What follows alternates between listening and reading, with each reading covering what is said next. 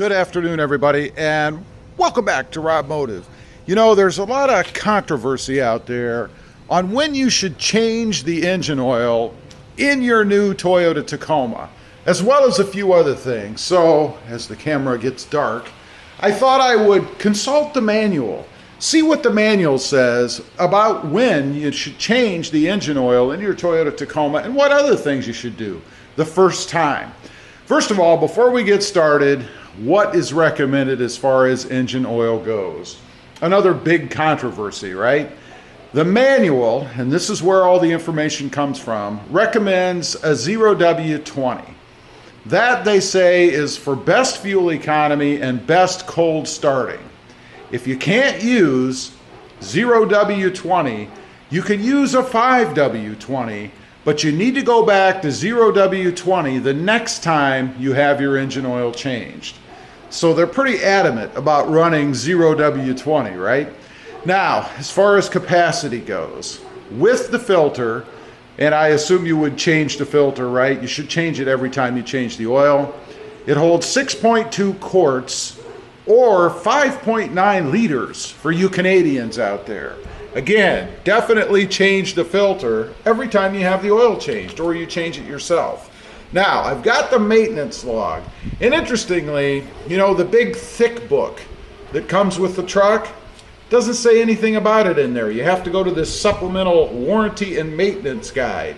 So make sure you grab this skinnier one.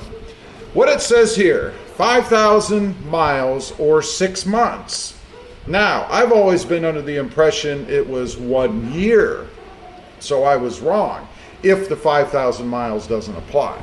So, it says right off the bat here what you're supposed to do. And this is because of that lawsuit. Remember that lawsuit that Toyota had? People were jamming the floor mats against the accelerator and couldn't stop the truck or cars. Well, this is now part of the manual. It says here, check installation of driver's floor mat. The first thing they tell you to do in the manual, inspect and adjust all fluid levels. And there's a caveat here, a number 1. It says, inspect sealed transmissions, transfer case, and differentials for signs of leakage. If any leakage from a sealed component is suspected, it is recommended that you have the sealed component inspected by a dealer. Inspect power steering fluid if equipped and brake fluid level conditions. Inspect all cooling systems if equipped. Coolant level, condition, freezing point. Your dealer may recommend service. So you're supposed to check all these things as well. Makes sense. I always look at these kind of things anyway. Inspect wiper blades. Rotate the tires. 5,000 miles or 6 months. Rotate the tires. Visually inspect brake lining, drums, and brake pads or discs.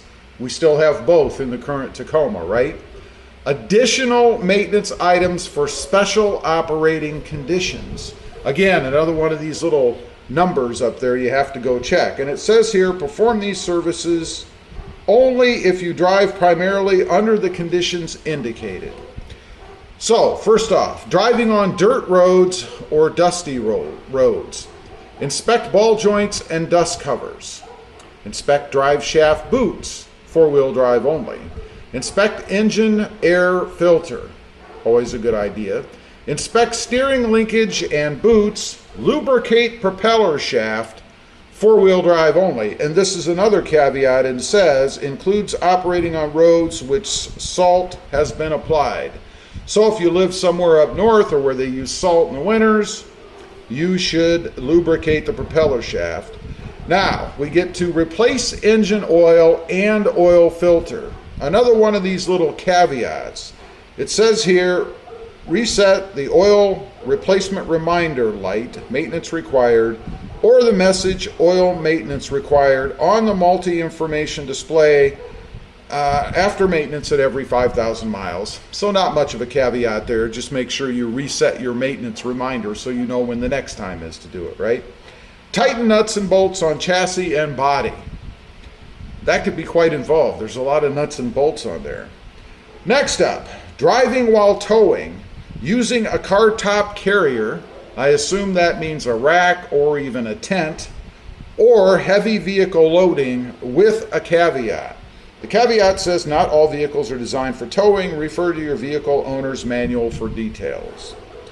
What you should do in this instance, driving while towing or using a car top carrier or heavy vehicle loading: lubricate propeller shaft, four-wheel drive only, replace engine oil and filter, retorque propeller shaft bolt, tighten nuts and bolts on chassis and body.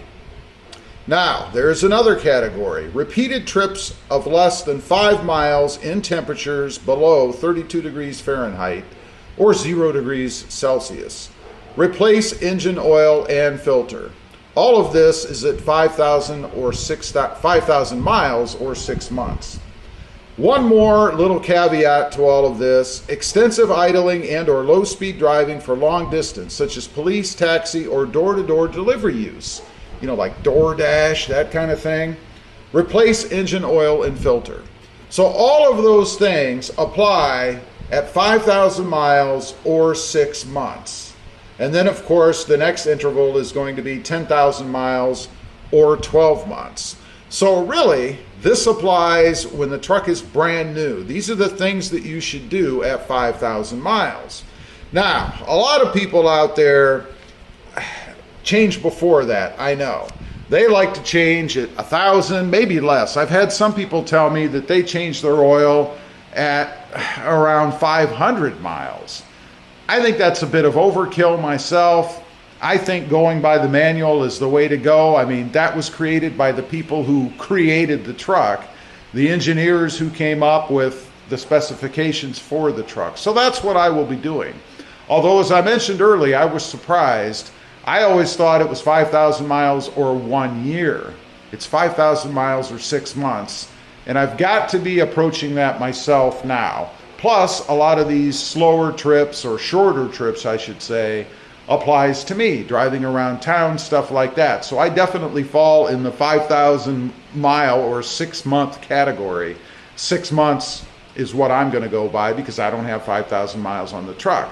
Beyond that, 1 year or 12,000 miles. So every year or 12,000 miles, whichever comes first, after the initial 5,000 or 5,000 mile or 6 month period. Makes sense to me, right? Now, these people that change theirs more frequently, I'd say that adds a little bit more risk if you go somewhere. We've all heard about the horror stories of taking your truck into a shop and they don't tighten everything up, don't get the filter back on right, or God forbid, even leave off the oil plug so that when you drive away or while it's sitting in the shop, all the oil drains out, or forget to put oil in. So there's even a little bit more risk I think you take on if you do it more frequently at a shop or somewhere. Obviously, if you do it yourself, it's all on you. One other thing I'm going to be curious about, because I'm sure I'm at the 6 month interval for me, is when I call the dealership, are they going to give me any flack about having the oil changed because I don't have 5,000 miles on the truck for free? Because free maintenance is supposed to be included with the purchase of the truck for the first period of time, right? So we're going to see. I'll let you know about that in a later video. Leave a comment. Let me know what you do. Do you go by that schedule? Did you even know it existed? Or do you just do your own thing? Maybe every 3,000 miles. That used to be the standard. I'd be curious to know. Leave a comment. Thanks for watching. Stay safe out there. Bye.